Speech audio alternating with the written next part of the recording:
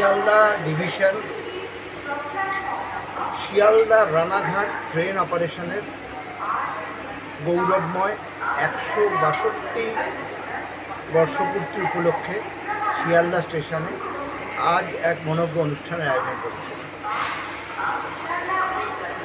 স্বচ্ছ Bharat cultural festival, তার সঙ্গে একটি চিত্র প্রদর্শনী ছিল শিয়ালদা স্টেশনের 6 নম্বর প্ল্যাটফর্মে।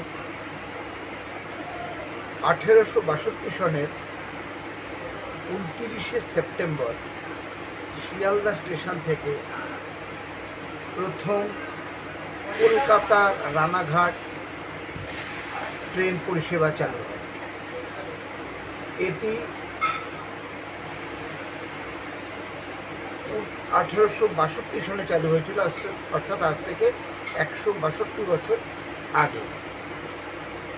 তারপর রানাঘাট থেকে গেদে এক্সটেনশন হয়, রানাঘাট লাইন ইলেকট্রিফিকেশন হয়, গেদে লাইন ইলেকট্রিফিকেশন হয়, আরও বিভিন্ন শিয়ালদা থেকে রুট শাখা ট্রেন চালু হয়, শিয়ালদা সাউথ চালু হয়।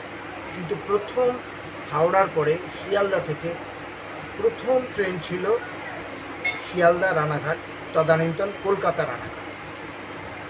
এই স্বচ্ছ ভারত ফেস্ট এবং ছবি প্রদর্শনী ছাড়াও একটি সুসজ্জিত লোকাল ট্রেন আজ ঠিক 11টা 45 রানাঘাটের উদ্দেশ্যে রওনা হয়, এই মুহূর্তটিকে স্মরণীয় করে রাখে।